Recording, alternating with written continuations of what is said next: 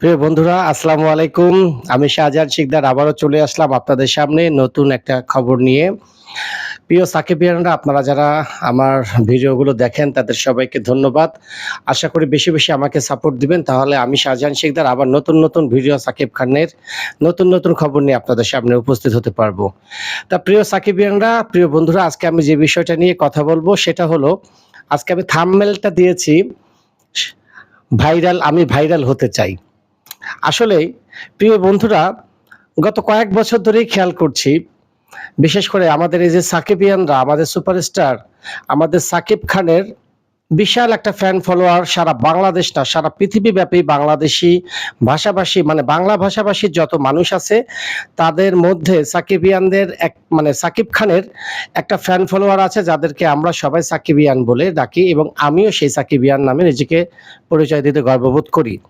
এখন এই যে সাকিবিয়ানদের একটা পাওয়ার, সাকিবিয়ানদের একটা শক্তি, এই শক্তিটাকে কাজে লাগানোর জন্য কিছু মানুষ অপকৌশলের আশ্রয় নেয় এবং তারা সাকিব খানের, আমাদের সুপারস্টারের নাম নিয়ে ভাইরাল হতে চায়।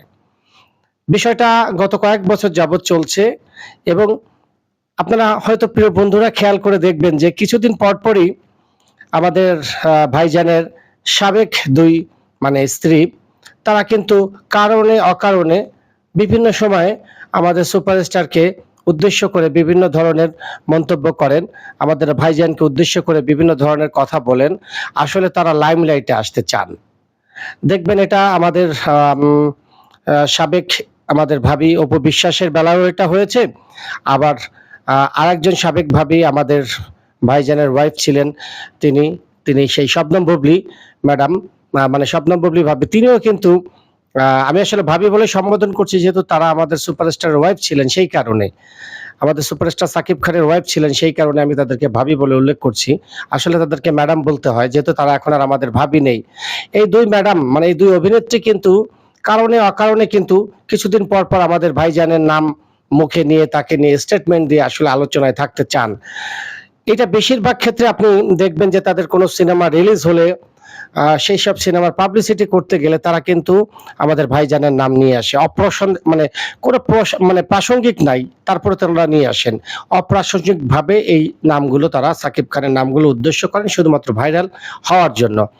এছাড়া অনেক অভিনেত্রী, অভিনেতা, তারা বিভিন্ন ধরনের ইউটিউবারদের কাছে বা যে বিভিন্ন ধরনের প্রেসের কাছে কোনো সাক্ষাৎকার বা ইন্টারভিউ দিতে গেলেও কিন্তু তারা বিভিন্ন সময় কিন্তু আমাদের সুপারস্টার সাকিব খানকে নিয়ে পজিটিভ, নেগেটিভ বিভিন্ন মন্তব্য করে আসলে তারা লাইমলাইটে আসতে চায়, তারা ভাইরাল হতে চায়। এজন্যই আমি আজকের আমার বিষয়টা দিয়েছি, সাবজেক্টটা দিয়েছি, আমি ভাইরাল হতে চাই। দেখেন প্রিয় বন্ধুরা, সর্বশেষ এই ভূতটা মাথায় চেপেছে আমাদের একজন অভিনেত্রী, চলচ্চিত্রের একজন অভিনেত্রী মিষ্টি জান্নাত। ওনার পুরো নাম হলো জান্নাতুল ফেরদৌস মিষ্টি। ওনার বাড়ি আমাদের খুলনাতে, ওনার জন্মস্থান খুলনাতে। উনি এ পর্যন্ত ৪ টা ছবিতে, আর হ্যাঁ, ভারত বাংলাদেশ যৌথ প্রযোজনার একটা, সর্বমোট মনে হয় ৫ টা সিনেমায় তিনি অভিনয় করেছেন। উনি পেশায় একজন দাঁতের ডাক্তার এবং এই যে উনি যে ডাক্তার, এইটাকে তিনি পুঁজি করে বর্তমানে তিনি আমাদের সুপারস্টার, আমাদের ভাইজানের নাম তার নিজের নাম সাথে জড়িয়ে ভাইরাল হতে চাচ্ছেন। বিষয়টা হলো, কিছুদিন আগে আমাদের প্রযোজক আরশাদ আদনান ভাই একটা সাক্ষাৎকারে তিনি বলেছিলেন যে এই বছরের মধ্যে আমাদের সুপারস্টার সাকিব খানের জীবনে একটা পরিবর্তন আসবে বা নতুন কিছুর অধ্যায় হবে এবং তিনি হয়তো সংসার জীবনে স্থায়ী থিতু হবেন এবং তার ওয়াইফ নাকি একজন পেশায় ডাক্তার। তা এই যে যখনই আরশাদ আদনান ভাই এই স্টেটমেন্টটা ইন্টারভিউতে দিয়েছেন, তখন থেকেই অনেকেই কিন্তু যারা এই মিডিয়াতে ডাক্তার আছেন তাদেরকে বিভিন্ন সময় কারণে অকারণে প্রশ্ন করছেন যে আপনি কি আমাদের সুপারস্টারের ওয়াইফ হচ্ছেন? তা সেরকম আমাদের অভিনেত্রী প্লাস যিনি দাঁতের ডাক্তার, আমাদের মিষ্টি জান্নাত আপুকে একজন ইউটিউবার প্রশ্ন করেছিলেন যে আপনি তো ডাক্তার আবার অভিনেত্রী, তা সেই সুবাদে আপনারা কি সাকিব খানের ওয়াইফ হিসাবে আপনাকে সামনে দেখতে পাবো বা এরকম কোনো সম্ভাবনা আছে কি? তখন কিন্তু তিনি বিষয়টাকে হেসে কোনো না বোধক উত্তর না দিয়ে তিনি বলেছেন, হতেও পারে আবার নাও হতে পারে। মানে আসলে তিনি একটা রহস্যের গন্ধ মানে তার কথার মধ্যে রেখে দিয়েছিলেন এবং তিনি আসলে উম এটাকে পুঁজি করে, হ্যাঁ, এই কথাটাকে পুঁজি করে যে তিনি ডাক্তার প্লাস একজন অভিনেত্রী, এই পরিচয়টাকে তিনি পুঁজি করে, যেহেতু আশাদ আদনান ভাই বলেছেন যে, আর আমরাও যতদূর জানেছি এবার আমাদের ভাবি হতে যাচ্ছেন একজন পেশায় ডাক্তার। তা সেই কথাটাকে পুঁজি করে কিন্তু মিষ্টি জান্নাত আপু কিন্তু চাচ্ছেন যে ভাইরাল হওয়ার জন্য এবং তিনি লাইমলাইটে আসার জন্য। আসলে মিষ্টি জান্নাত মিডিয়াতে এখন নেই বললেই চলে। তেমন কোনো কি বলেন, তার এখন কোনো হাতে কাজও নেই। তিনি কিন্তু তার পেশা নিয়েই আছেন এবং তিনি লাস্ট একটা ছবি প্রযোজনা করেছিলেন বাংলাদেশ ভারত, আ খুব সম্ভবত 'তুই আমার রানী' বা এই জাতীয় কিছু একটা টাইপের ছবি, যেখানে সোহমের সাথে তিনি অভিনয় করেছিলেন। তা যাই হোক, তাই সেই ছবিটা রিলিজ হইছে কিন্তু ২০১৮ সালে। এরপরে কিন্তু গত ৫-৬ বছর যাবৎ তিনি কোনো ছবিতে অভিনয় করেন নাই। তিনি কিন্তু এক প্রকার মিডিয়া থেকে মানে কি বলে আ সিনেমা জগতেই তিনি নেই। তো সেই সুবাদে হঠাৎ করে তিনি আমাদের সুপারস্টার সাকিব খানের নাম নিয়ে আমার মনে হয় তিনি ভাইরাল হতে চান। কারণ আমরা যতদূর জানি বা আমরা যতদূর শুনেছি, এবারের বিয়েটা আমাদের সুপারস্টারের যিনি অর্ধাঙ্গিনী হবেন বা আমাদের ভাইজানের যিনি স্ত্রী হবেন, তিনি হতে পারে পেশায় একজন চিকিৎসক, কিন্তু সেটা কোনোভাবে কোনো অভিনেত্রী হবে আমাদের বলে ধারণা আমরা করতে পারছি না। কারণ আমরা যতদূর জানি এবার তিনি আমাদের সুপারস্টার যাকে বিয়ে করবেন, তিনি সাধারণত তার বাবা-মার পছন্দেই বিয়ে করবেন। আর যেহেতু ২ জন আগে তার অভিনেত্রী ওয়াইফ ছিলেন, তো এবার মনে হয় তার বাবা-মা কখনোই কোনো অভিনেত্রীকে তার ওয়াইফ হিসেবে মেনে নেবে না। তাহলে তো প্রশ্নই আসে না। আমরা তো এটা বুঝতে পেরেছি। এটা আসলে এটা প্রশ্নই আসে না যে আমাদের সুপারস্টার সাকিব খান আবারও কোনো অভিনেত্রীকে বিয়ে করবেন। হোক না সে ডাক্তার, তাতে কি হয়েছে?